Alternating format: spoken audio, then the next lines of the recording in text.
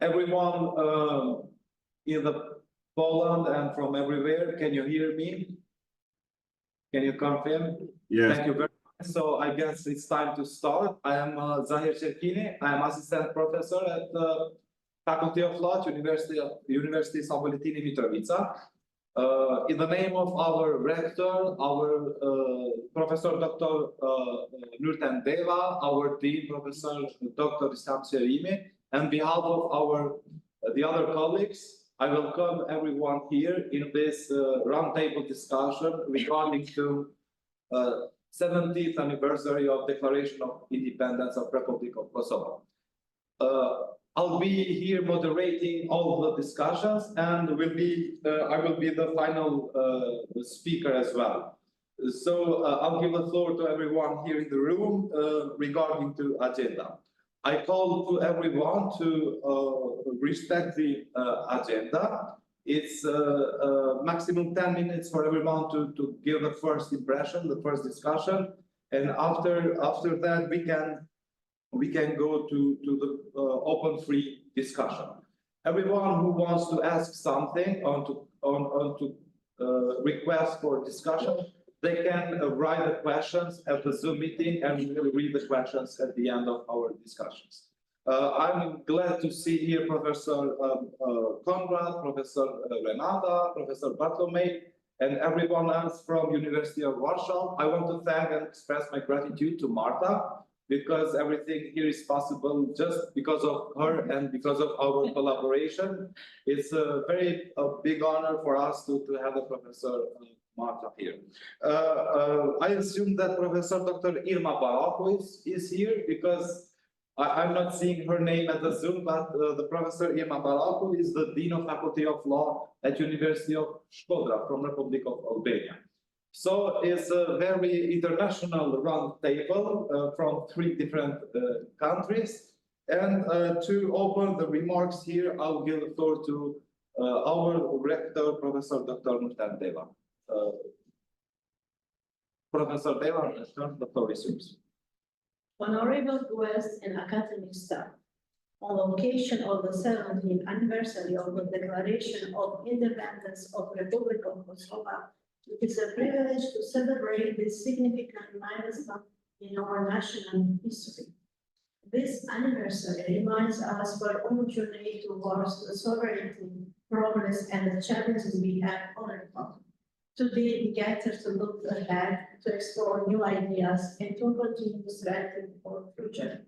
It is with great pleasure that I invite you to join us for the scientific roundtable, where we will discuss the key issues and opportunities shaping the future of our country. Your insights and contribution will be invaluable as we work together to build a stronger, more prosperous Kosovo for generations to come. On behalf of our university, I wish you all a successful and productive discussion. May today's exchange of ideas and insights pave the way for meaningful progress and cooperation as we continue to contribute to the development of Kosovo. Thank you for being part of this important event. I appreciate your being part in this discussion, and I hope you will do your best. Thanks a lot. Thank you very much, our President, Professor Dr. Nurten Deva. It's a very good honor for us to have you here. And now I'm going to give the floor for open remarks to our Dean, Professor Dr. Islam Serimi. Thank you very much. Hello, everyone. I'm very happy that this international roundtable is being held at my faculty. I will not talk tagline, as there many colleagues here who wish to discuss. Therefore, thank you for participating in this international scientific roundtable in honor of the 70th anniversary of the Declaration of Kosovo's Independence. Thank you very much. Thank you, Professor Serimi, Dean Serimi. Is the Vice Dean, Professor Jakub, here? Or not yet? If not, I can give the floor to Professor Dr. Irma Balaku, the Dean of Faculty of Law at University of Shkodra, of Albania. Professor Irma, the floor is yours. Just open the microphone because you have your microphone on. Dear all, dear Dean of the faculty, and panelists, and all the participating persons.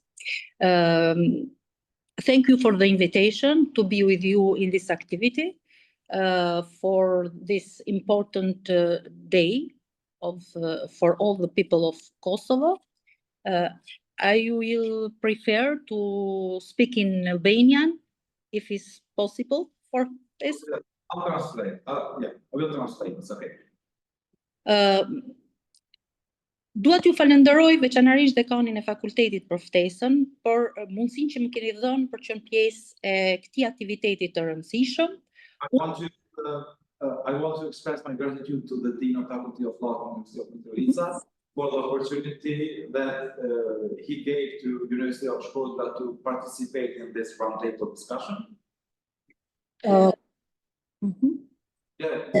Unë mendoj që për çdo shqiptar është një ditë me emocion 17 shkurti. It's for every citizen in Albania and for all Albanians around the world. It's a very emotional day, the 17th February for each year. E megjithatë për mua ka edhe një domethënie akoma më personale. Especially for myself is very meaning and in personal matters. Baba im ka lindur në Gjakov. Her father has born in Jakova, is a city in Kosovo. Dhe për situatat e jetës e kanë bërë që të kaloj gjithë jetën në Shkodër. But the life moved him and all his family living in Shkodër, in Albania.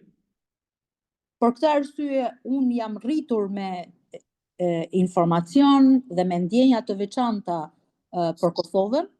So regarding to these reasons, I am raised with very emotional and very high feelings for Kosovo. Kam përjetuar të gjitha shqetësimet dhe dramat e njerëzve të mi më të afërt në vitin 1999. I have felt strongly the sacrifice and the drama in the Kosovo during the year of 1999. Prandaj në këtë ditë unë e kam zakon të them e gëzofshim ditën e pavarësisë së Kosovës. So in this day and for each anniversary, it's very common for me to say that happy the Independence Day of Kosovo. Sa I takon kësaj dite më vjen mirë që në një shtet të ri që po ta krahasosh me jetën e njeriu është pothuajse është tek mosha adoleshencës. Shteti I Kosovës ka bërë hapat e vet përpara. Regarding to this day, this event, I'm very happy to see that the Kosovo as a new state, almost as a teenager state, kind of we are comparing with the age of humans, moved forward with a very big steps.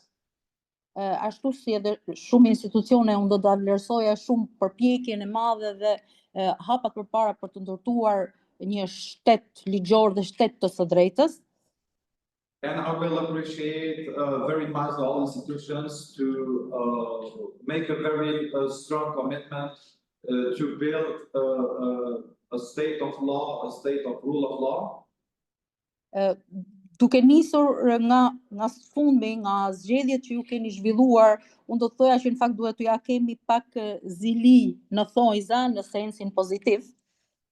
And regarding to the last big event in Kosovo, it was last Sunday, the election day for general election. So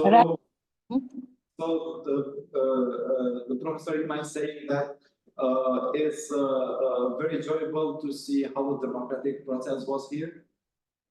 Sidomos mënyrën e realizimit të procesit zgjedhor. Especially how all the processes in the election day was beheld. Nxjerrjen e rezultateve me shpejtësi. How the results was perceived. Dhe besoj këtu duhet ju marrim pak shembull. And she's saying that we are a good example for Albania as well. Gjithsesi, unë mendoj që e shkuara ka qenë e rëndë. E vështirë. Past was very difficult for Kosovo. Unë nuk mendoj që gjërat duhen harruar se përndryshe rrezikojnë të përsëriten të njëjtat situata ose të njëjtat gabime. I don't think that we cannot forget what we have passed because it's very dangerous to that the history can repeat itself. Por mendoj se çdo njeri, çdo qytetar dhe aq më shumë dhe institucionet syrin duhet ta kenë nga e ardhmja. But I think every citizen, every one in Kosovo must look to the future. Dhe çdo përpjekje duhet të jetë për një vend më të mirë për qytetarët e vet e mbi të gjitha për brezat e ri. And every day should be a day for a better future for new generations to come. Kështu që unë e vlerësoj shumë takimin e sotëm, sepse mendoj që institucionet e arsimit dhe aq shumë institucionet e arsimit të lartë mund të ndikojnë sigurisht në me opinione, me rekomandime, dalin këto tryeza. So I appreciate very much the role of higher education institutions as University of Kosovo and University of Warsaw, and this day in this round table, that because the higher education institution can be with a big role to promote the better future and to discuss the anniversaries and the events like this. Duke ju falenderuar dhe një herë për mundësinë, ju uroj një punë sa më të mbar kësaj tryeze. Once again, I want to thank you everyone for the opportunity, and I wish you all the best during the discussions. Thank you very much, Professor Ilma. Thank you. Thank you. And I'm going to give the floor now to Professor Dr. Jakub Zarazkowski, the Vice Dean of Faculty of Political Science and International Studies at the University of Warsaw. Professor Jakub, the floor is yours. Thank you very much for being here. Okay, good morning, good afternoon, good evening from Australia, from Tasmania. I'm now in Australia as a visiting scholar, but I'm very, very happy that I could join you online, and on behalf of the Faculty of Political Science and International Studies, I would like to underline that your university, cooperation with your university, with Kosovo, is very, very important for our faculty and also for our university. We treat your university, we treat Kosovo as our strategic partner, and we are very, very happy that thanks to Professor Marta Witkowska, we could start cooperation with your university. So on behalf of the authorities of the university faculty, I would like to say great thanks to you, to authorities of your university, all faculty members from your university, and also I would like to thank Professor Marta Witkowska for initiating our cooperation. I hope that today's conference, but also our research at your university as a visiting professor is beginning of a very, very fruitful cooperation, academic cooperation between our faculty of Political Science and International Studies and your university. Our aim is to build very strong academic cooperation in teaching, in research, joint publication, research project, and joint teaching. And I hope that we will do this. We will do this. And once again, I would like to wish all the best during today's conference. And I'm very proud that our faculty is a partner of your university. So once again, all the best from the Faculty of Political Science and International Studies, University of Warsaw. And I'm a little sad because I like very much in Kosovo as a faculty. We started cooperation with Kosovo 10, 15 years ago, and I would like to be with you during the conference. Unfortunately, I'm quite far in Australia, but I hope I will have also opportunity to visit you very soon. So once again, great thanks to you, great thanks to Professor Witkowska, and we are very happy that we could develop cooperation with your university. And as I said, we treat you as a strategic, very, very important partner. Thank you very much and all the best. Thank you very much, Professor Jakub. I know how it's feeling to be 8 hours late because I just came from Fulbright last year, but I don't know how it's feeling that to be 10 hours or 12 hours ahead. So I guess it's very difficult. Thank you very much for expressing all your commitment for our collaboration and the future collaborations. Of course, we are very happy and ready to strengthen our collaboration and to start with mobility from each faculties. Thank you so much once again.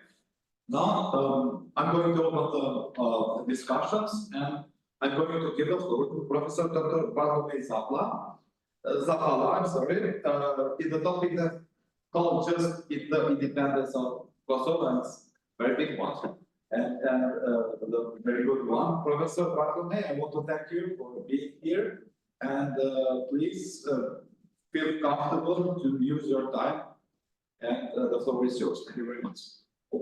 Thank you so much, and good. We gather today to commemorate a pivotal moment of history, the 17th anniversary of Kosovo's Declaration of Independence.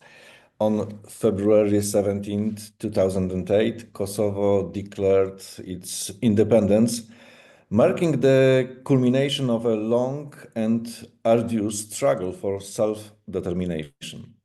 This day symbolizes the hopes, dreams, and aspirations of the Kosovar people to forge their own destiny. The right to self-determination is a fundamental principle of international law, asserting a people's right to determine its political status and pursue its development. Kosovo's path to independence underscores the significance of this right. The road to independence was paved with challenges, including the Kosovo War in 1998 and intervention by the North Atlantic Treaty Organization. The war was a conflict that resulted in widespread human rights abuses and displacement. The international community intervened to protect the Kosovar people from further atrocities. This intervention can be viewed through the lens of a more contemporary understanding. The idea of armed intervention as a measure to protect endangered human rights.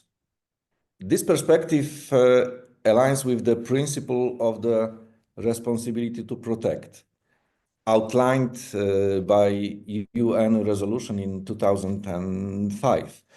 Responsibility to protect asserts that states have a primary responsibility to protect their own populations from mass atrocities, but when a state fails to do so, the international community has a responsibility to intervene. This is especially true in preventing genocide, war crimes, ethnic cleansing, and crimes against humanity. NATO's engagement was a notable instance of an international organization's undertaking military actions beyond its borders, but to protect human rights. While such interventions remain a subject of debate among experts, they highlight that the evolving understanding of international norms and the role of international actors in safeguarding fundamental human rights. The Declaration of Independence was followed by recognitions from many friendly countries. Let me stress that Poland was among the first nations to recognize Kosovo's independence. We did it 26th of February, just 9 days after the declaration. To date, Kosovo has been recognized by 117 countries, with Israel being the most recent. Let me stress also the role of European. It played a crucial role in supporting Kosovo's statehood. The EU has declared its readiness to support Kosovo's economic and political development by providing it with a clear European perspective. A financial agreement was signed between the European Commission and the Republic of Kosovo on October 6th in 2008, outlining assistance from the EU amounting to 122 million euros donated to Kosovo as part of the instrument of pre-accession assistance. This is a part of promised assistance of total number of 500 million euros annually from the European Commission. In return, the Republic of Kosovo pledged to improve law enforcement and combat crime, conserve monuments and cultural property in Kosovo, and support the development of independent mass media and free political and cultural life in the country. Furthermore, the EU contributes to stability in Kosovo through the EULEX mission in the field of the rule of law and its special representative. Today, Kosovo is a parliamentary republic with a multi-ethnic society. The country has made significant progress in building its institutions, strengthening its economy, and promoting human rights. Kosovo is actively working to address governance challenges to further enhance its development and stability. Despite these challenges, Kosovo has remained committed to building a democratic and prosperous society. The country has made significant progress in recent years, including strengthening the economy, improving educational system, and promoting human rights.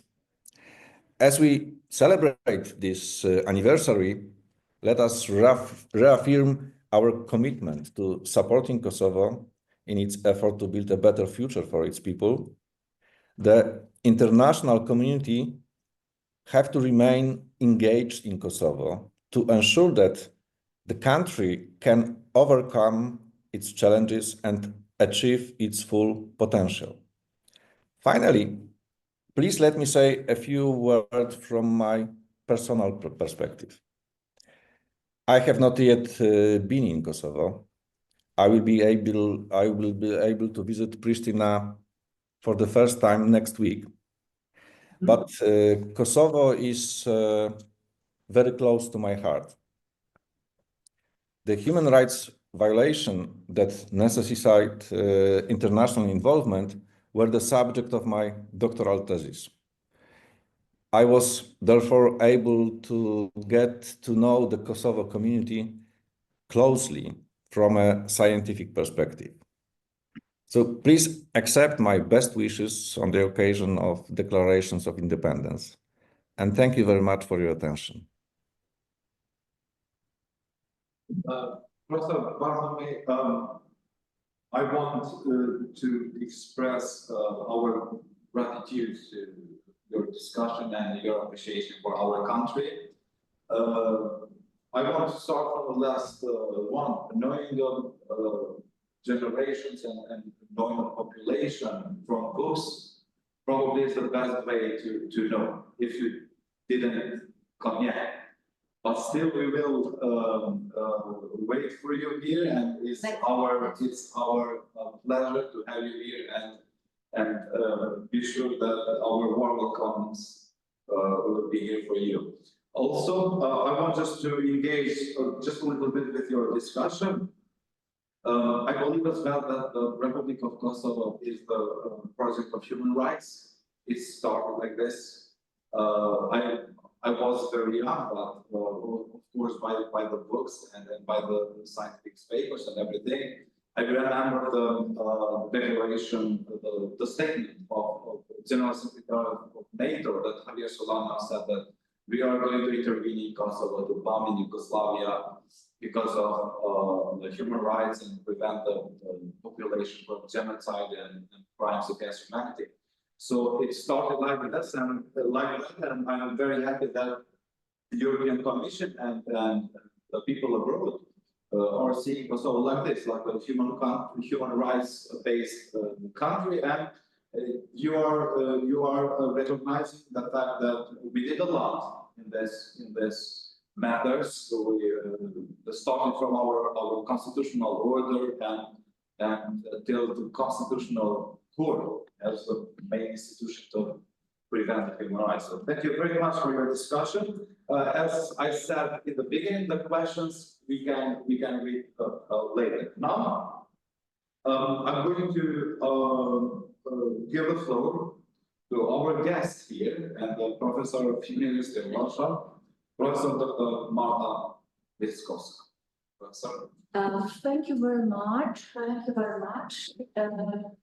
I have a presentation prepared. Please, yes, thank you very much. I need this present.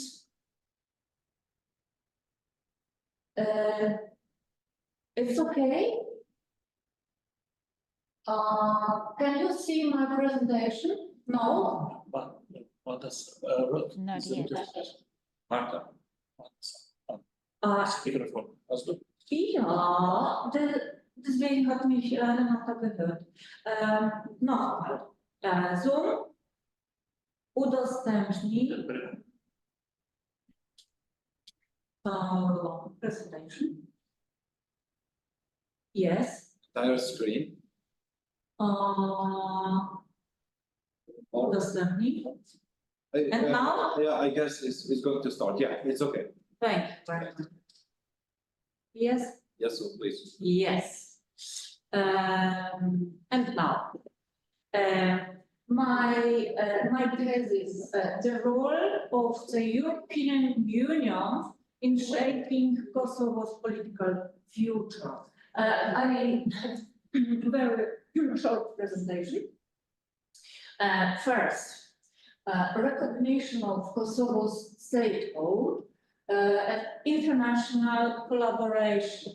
The EU supported Kosovo's efforts towards political and economic reforms, including the establishment of democratic institutions and the rule of law. This is the most.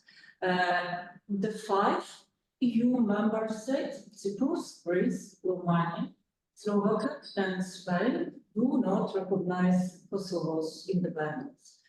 It obstructs the country's capacity to engage in specific EU programs and initiatives. Implication for the EU's stance in the global arena. Well, the EU has supported Kosovo independence has often prioritized stability over democracy.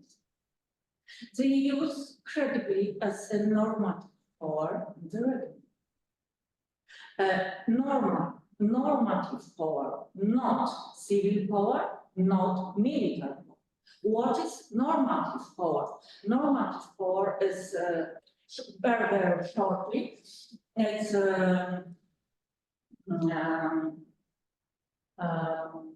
work together with citizens, with NGOs, with values, democracy, human rights. And what is positive aspect of the EU's involvement in Kosovo? Extensive financial and technical assistance to help Kosovo builds its institution. Sorry, climatization. And strengthens its economy, including road construction, energy infrastructure. Sorry, I see no solars. And waste management. No,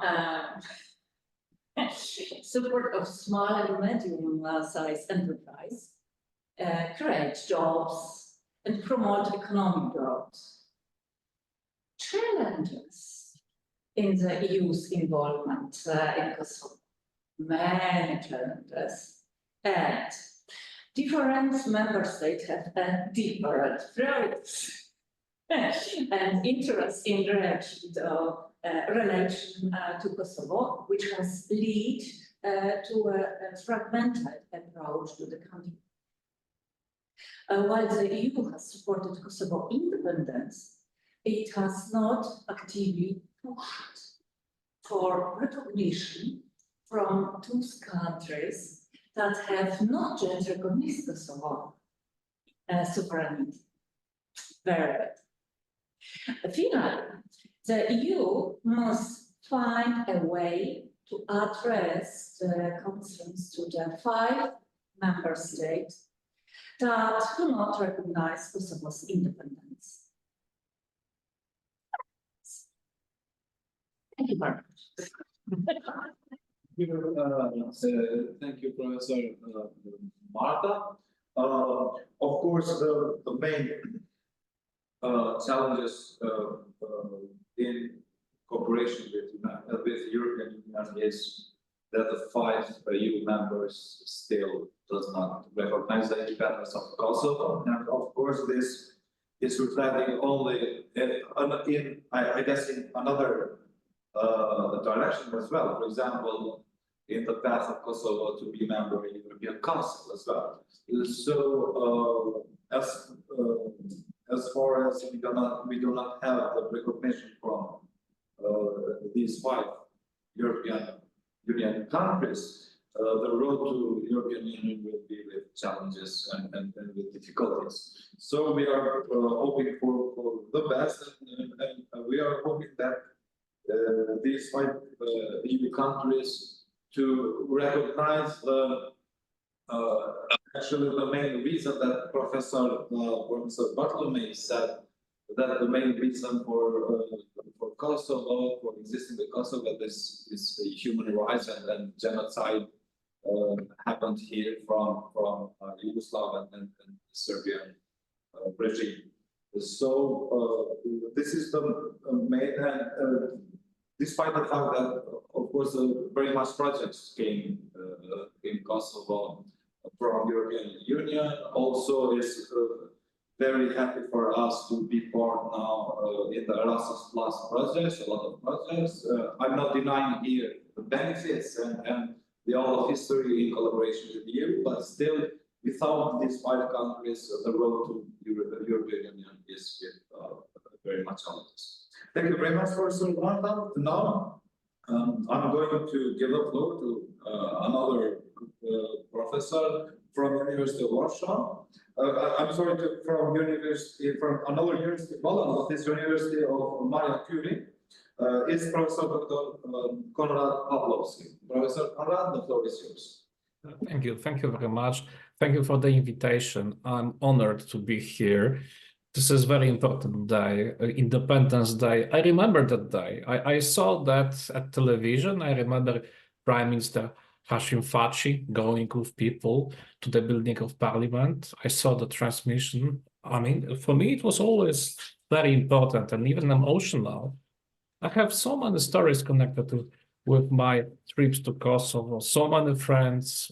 I always, when I'm teaching about Kosovo, I'm a professor of international law. So when I'm teaching about international law and self-determination, humanitarian intervention, I always talk about Kosovo, always talk about that case, how much this is important, about human rights, all these things. And I explained this also to students who are coming from non-European countries, and I think by sometimes buying a kind of false comparisons or analogies. And I'm trying to explain them how much Kosovo is different from in any other examples, which is used sometimes by an unfriendly country we all know about. But today, this is the day of happiness. So let me share my private story about Polish Independence Day. I remember many years ago, I have been to Kosovo and I said, this is 11th of November, this is the Polish Independence Day.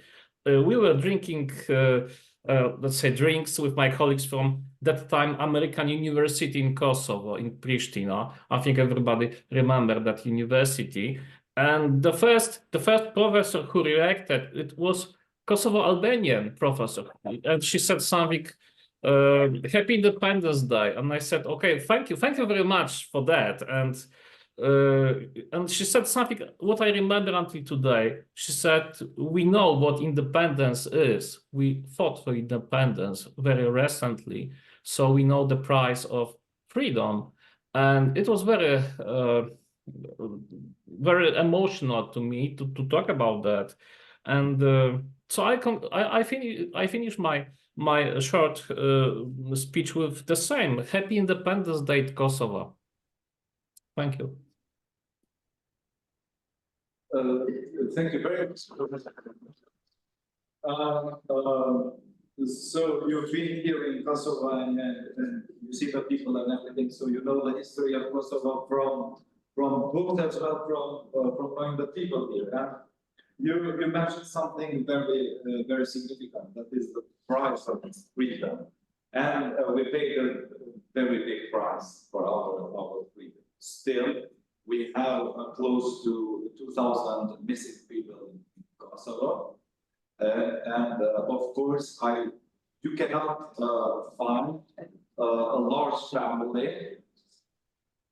If it's not close family, it can be a large family without having somebody killed or missing or injured during the war. So the price was very high, and of course these events are to express the happiness for what we achieved. So thank you very much for your words. Now I'm going to give the floor to another professor from University of Warsaw and the Team Europe expert and another member of European Commission, Professor Dr. Renata Miętowska. Professor Renata, the floor is yours. Thank you so much. I hope I can be heard properly. Yeah. Okay, great. Thank you so much for the invitation and congratulations on the anniversary. And honestly, I would just like to join all the voices that underline, you know, the emotional and I would say symbolic aspects of properly celebrating those anniversaries. They are important and they also are very nation building or contribute to the building the soul of the nation. However, I would like to speak today about a rather more narrow topic, which I've been asked by Marta to talk about. But it's actually a pleasure because while conducting a short research in the topic, I discovered a lot about efficiency actually of the struggle, which is not easy, but still it's been a huge progress of Kosovo. And I'm going to speak about women's rights in Kosovo in recent years. However, I would like to kindly ask you to enable me presenting, and I'm not sure if I can do it. Oh, I think I can. Please. So can you see the presentation? Yes. Yeah? Yeah. Oh, fantastic. Okay. So this very short contribution will just show a few important achievements and also a few challenges. Well, the word challenge seems to be quite present in the numerous discussions nowadays. We have had the world for a few years at least, of which we can perceive as more and more complicated and less predictable. However, speaking about women's rights, this is, I would say, worldwide, one of the toughest topics due to the fact that there had been a huge progress before something started going wrong. Kosovo is, I would say, the opposite example. Maybe apart from COVID-19, which hit women's rights worldwide, basically in Kosovo, we can see certain progress. So let's begin with the legal, as I know that many of you are legal experts, from legal basis of how it's all built or how it has been built. We've mentioned the European Union. I think Kosovo goes the way which I would call is quiet. Well, it's getting closer and closer to the European Union's requirements. I can see that even some aspects of implementation of certain directives can be seen in legal provisions of the Kosovo laws. However, the very beginning is obviously the constitution. And even though Kosovo is not a signatory of major international agreements on human rights have been also mentioned here, but the constitution in its article 22nd, actually, it points out the obligation.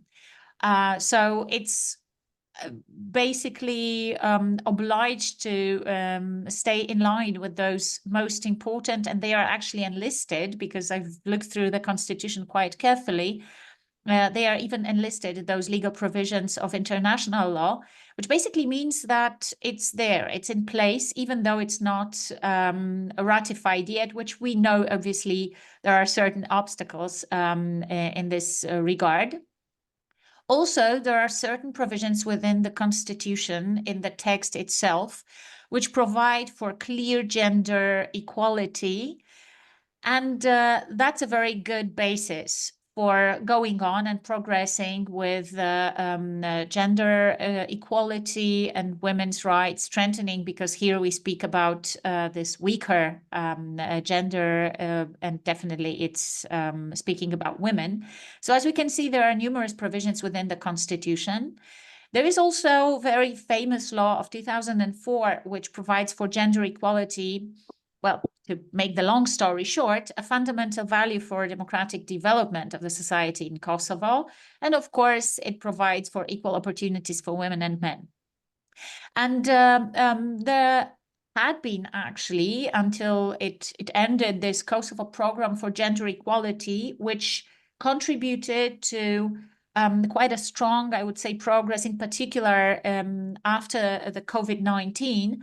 And it contributed to at least establishing certain legal provisions on the one hand, but also certain administrative standards. I wouldn't say they're very efficient. I will speak about that while mentioning the challenges. But what is really worth underlining is basically that this kind of strategic framework is always a very good, I would say, a very good point of reference if there is any discussion about strengthening women's rights.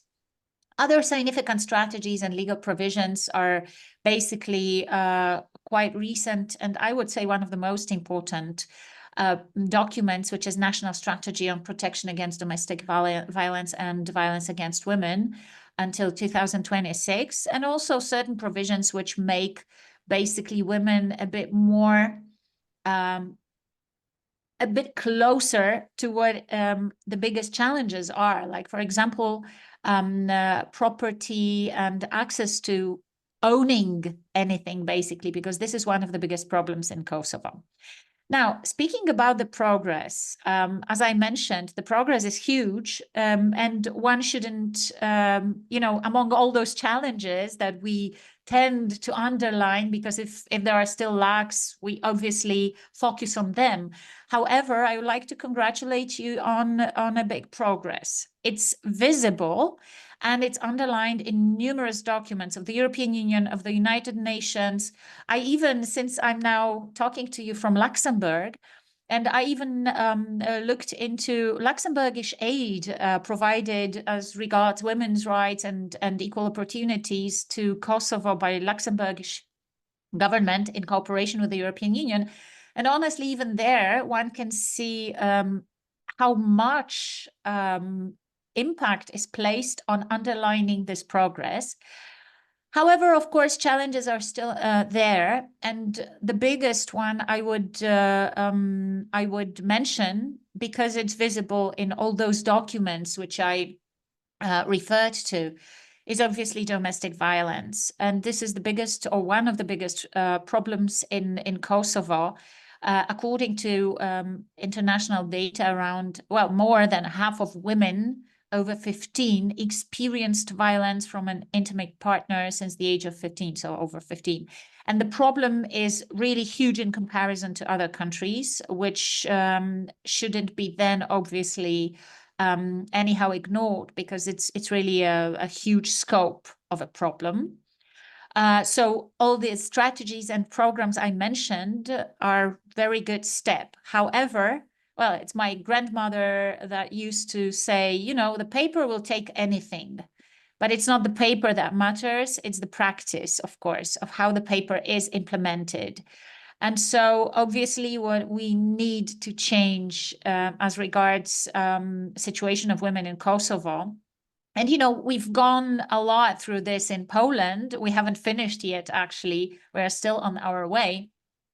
It's changing cultural patterns, because this is basically, so all the patriarchal patterns that are one of the main obstacles to, let's say, open the floor to women's participation in economy. And just to mention it, international economic institutions, they underline that only narrowing gender gap would contribute to growth of GDP by 8%, which is incredible in the whole, let's say, discussion about how to initiate growth, how to speed up economic development. And if we totally concurred it, if there were absolutely no gender gaps, we might speak about 1/4 of a growth generated only by this fact, which is still underappreciated, I'm afraid, worldwide and in Kosovo as well. So just to make it clear, the more women in economy, the more money in the state budget and in the society, just to make it clear, and way more money. Then weak institutional response is still a challenge, which means basically that also administrative patterns need to be changed. It most probably requires some, personal engagement, civic education, and so on. But this is really a very important role. I think it could be also certain standards within administration that might suffice if there was a sufficient, let's say, impact on that. Also, proper absorption of international support. You get quite a lot of money. We've gone through that as well within different schemes and programs. I mean, obviously, it's relative. It's just a drop among all those needs. But basically, efficiency of use of this support is also crucial for actual achieving of all those goals. And also improving reproductive rights. You have right to abortion. Women in Kosovo have right to abortion, which is, in comparison to Poland, for example, we look with jealousy, okay? On the other hand, only 40% of youths use contraceptives, which underlines again that it's not only about legal provisions, it's about cultural patterns, it's about how people actually behave in their everyday lives. So this should be somewhat changed. And I think that the good example should come from everywhere, from academic societies, from public administration, from politicians, obviously, but also from other parts, let's say, of civic society.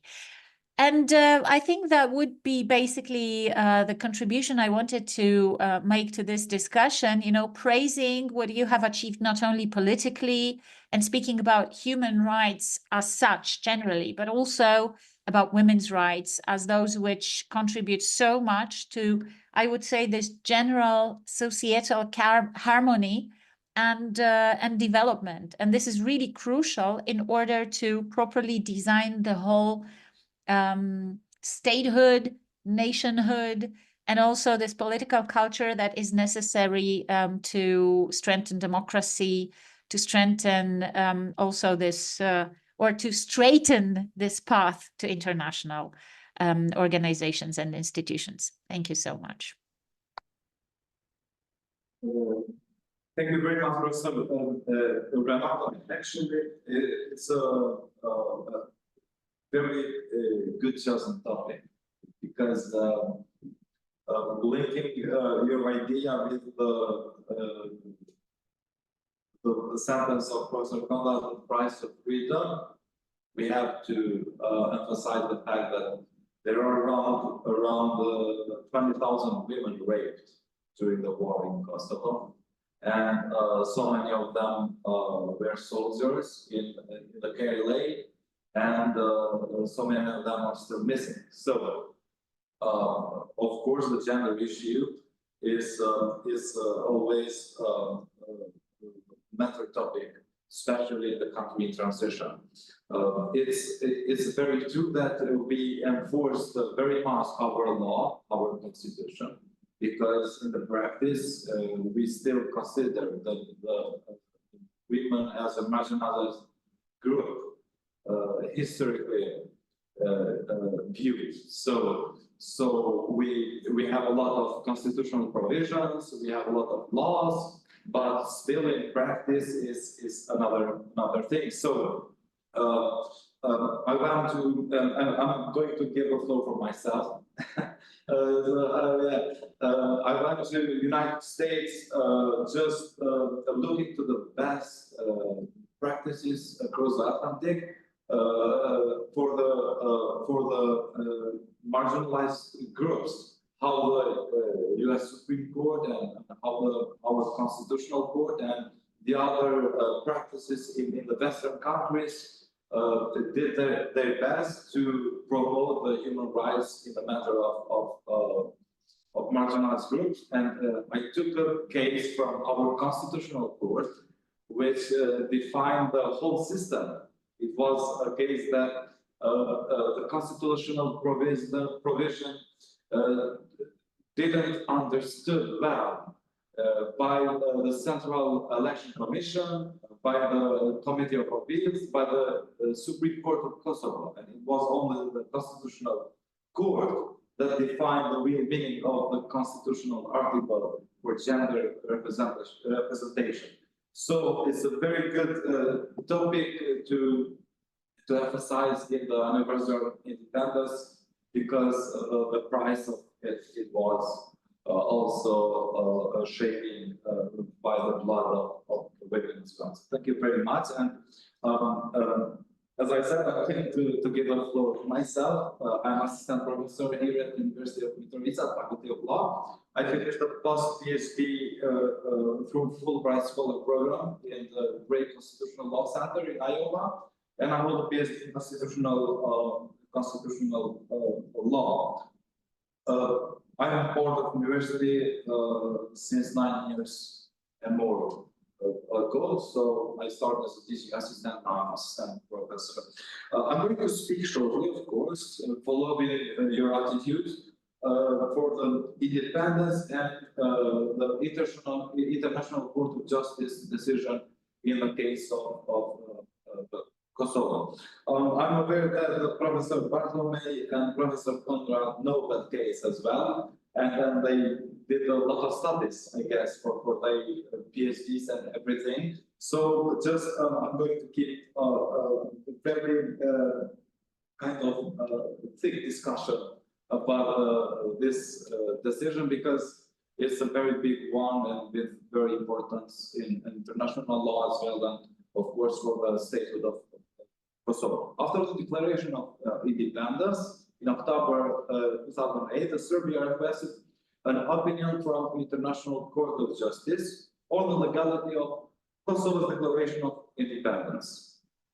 The foreign minister of Serbia at that time, it was Vukjeremić, emphasized the fact that Serbia had decided to define its sovereignty and territorial integrity through diplomacy and international law, and it was very lucky for us, of course. The court concluded in its decision, is a very historical one for the court itself, that the adoption of the Declaration of Independence in 17th February 2008 did not violate general international law or UN Security Council Resolution 1244, or the constitutional framework in Kosovo, which was established from United Nations mission in Kosovo. The main question, it was drafted, and it was the key point for us, for our victory there. The main question, it was drafted from Serbia, that does the independence of Kosovo violate the international law? It was fortunate that they did not ask that did the independence of Kosovo was right, or did the Kosovo has the right to succeed from Yugoslavia? But they asked, did the independence and declaration violate the general law? So that was the key point, and in its decision, the ICJ started to compare the case of Abkhazia in Georgia with Kosovo, and the ICJ did not find only one similarities with Abkhazia or Ossetia. They said the case of Kosovo is very sui generis case, it's a very special case, and the independence of Kosovo does not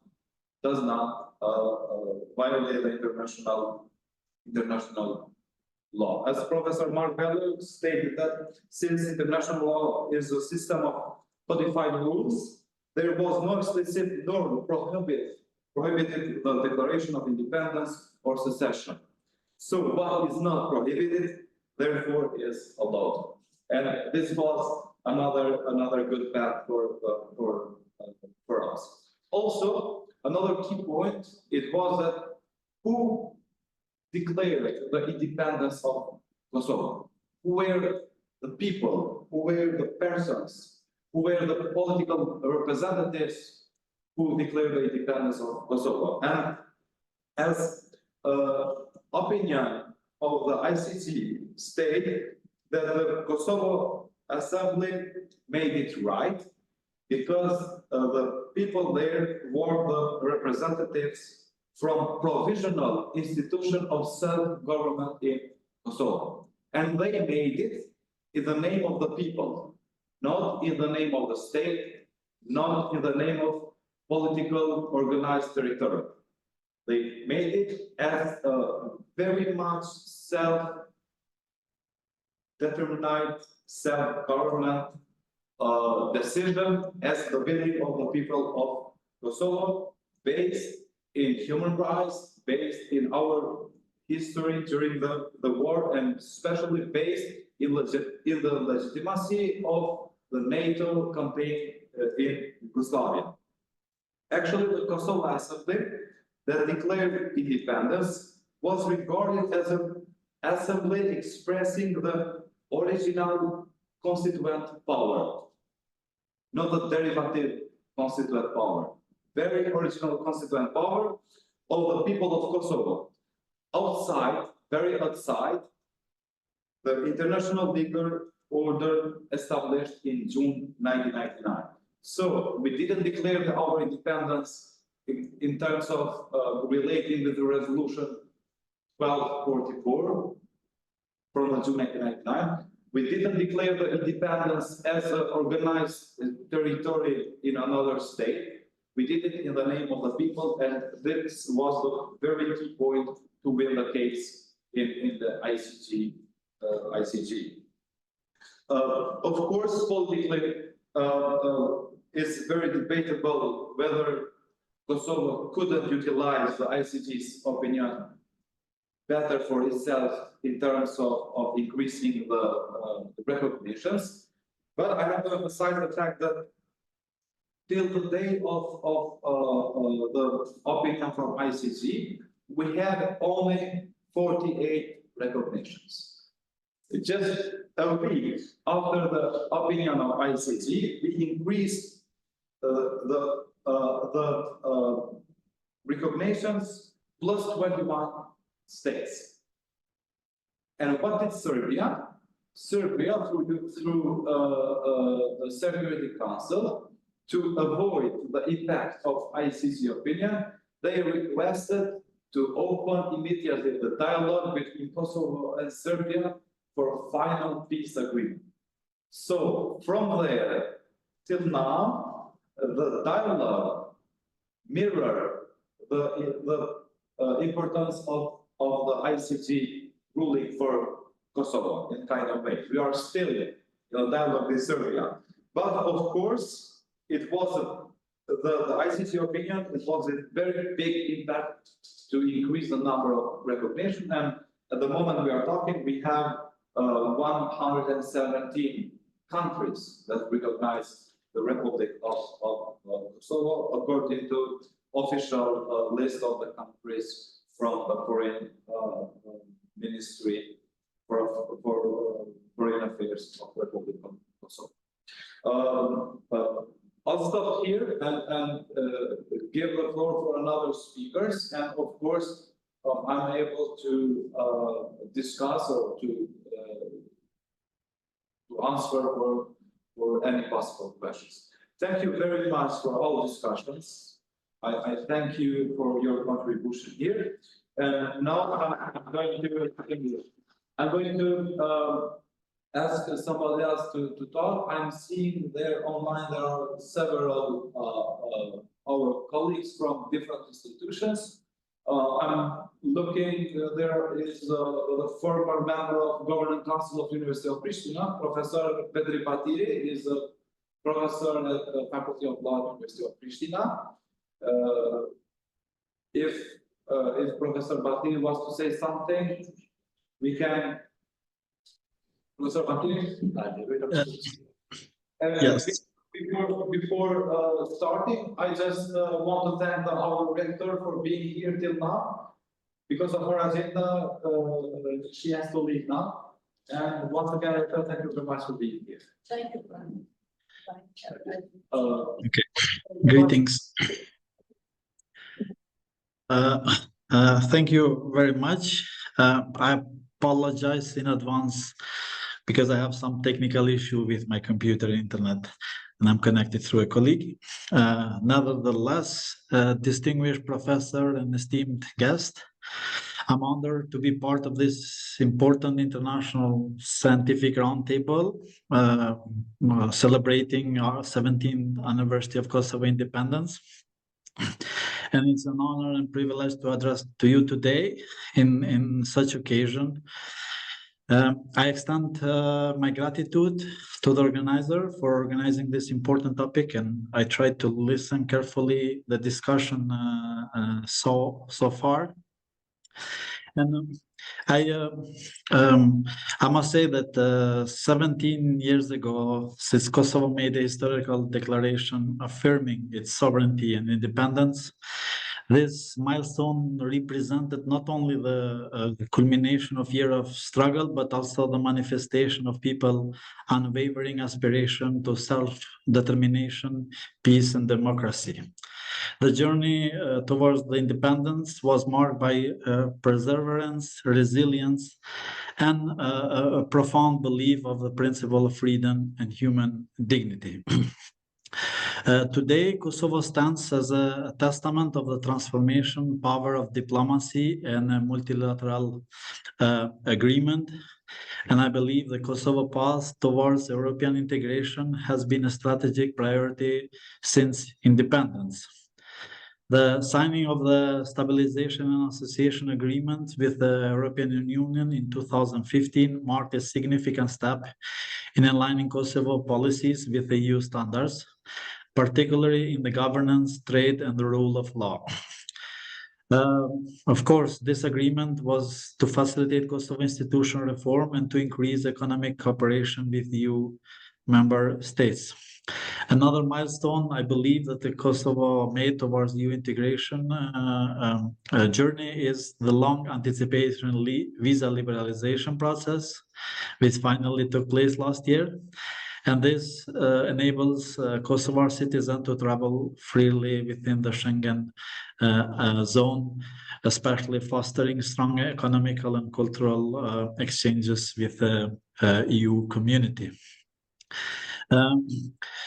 The most important part from my perspective is that the Kosovo has been making a lot of efforts aligning its legal framework and rule of law with EU standards as part of this aspiration of the EU integration. And I believe the main area of this focus include the judicial reforms, anti-corruption measures, fundamental rights, and most importantly, harmonizing of legislation with EU acquis communautaire. And I believe Kosovo so far did some very important stuff fulfilling this reform. In the judicial rule of law, of course, there's been a lot of strengthening judicial independence and especially trying to reduce the political influence. But still, this is a challenge ongoing. Still, there are parts that needs to be fulfilled. Also, another part that the Kosovo made was enhancing the efficiency of court and reducing the case backlog, but also investing in the transparency and efficiency. And of course, another important part of Kosovo since independence was strengthening the anti-corruption institution. Of course, we now have the anti-corruption agency, and of course, we have the special prosecution office in this regards, aiming the anti-corruption crimes. But also another important part in this regard was strengthening the laws that are in relation to the money laundering and the financial crimes. Of course, the most investment in the recent years was harmonizing legislative part with EU acquis. And of course, this was involving the adopting new laws and amendments that will bring Kosovo more in line with EU standards, like we have in the recent years, the new public procurement law, the competition law, intellectual property law, environmental protection law, child protection law, and so on. So this was very important. The Kosovo invested in the law, but not only the law, but also in the part of strengthening the human rights. And in this regard, like advancing the protection of the minority rights, strengthening the legal framework against gender-based violence. I agree with the previous professor that this is still a challenge, despite the fact that we had some good laws. But of course, good laws is not enough if it's not implemented fully in the practice. And of course, also enhancing the rights of children and people with disability. We see in the recent year more focus of the Kosovo in this direction. Some of the challenges that are still to be invested on are the political instability, because the political instability is also affecting the changes in delaying of those reforms, not only the legal reform, but also the practical implementation of those reforms. And of course, implementation of the law remain a challenge because the enforcement is still weak. So we have a lot of reports and a lot of area we need to strengthen the enforcement of those laws in practice. Of course, the EU continuously in the recent year calls, if I'm not mistaken, to improve also the area of the media freedom, of transparency in the governance, and the judicial part. But if we compare Kosovo in the recent period with the time when from the time of the independence, we see a huge investment in the sense of improving those fields, those areas that need to be aligned with EU standard. Since the Kosovo is continues to seeking the EU membership, and even though this EU membership remains a long-term objective, those challenges need to be addressed and fulfilled. I believe in a conclusion that the Kosovo continues to navigate in complex diplomatic and political dynamics. It's also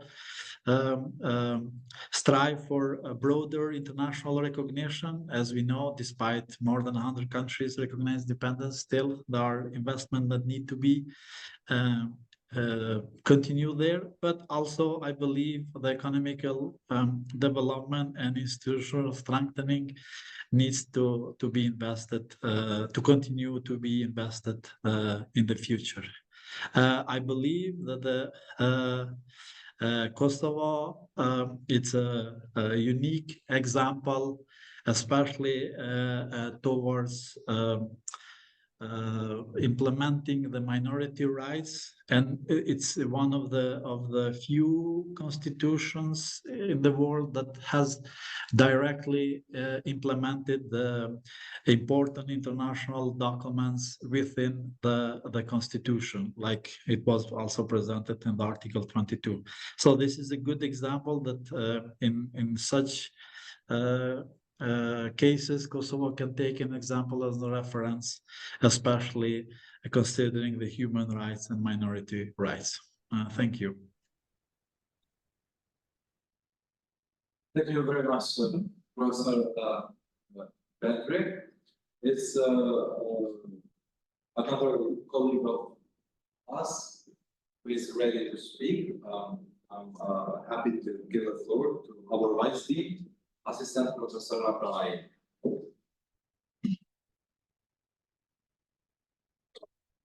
Dear Dean, dear professors, I am honored to participate in the scientific roundtable. I extend my sincere gratitude to Professor Marta Wilcoxa for organizing this event. I also appreciate the collaboration of all professors. On February 17, 2008, the Republic of Kosovo declared its independence, making a pivotal moment in its political and economic development.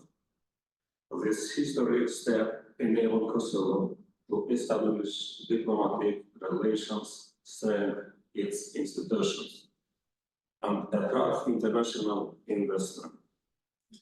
Over the years, Kosovo's independence has several key areas: regional stability, strengthening peace and security in the Balkans, democracy and rule of law, international presence, economic growth.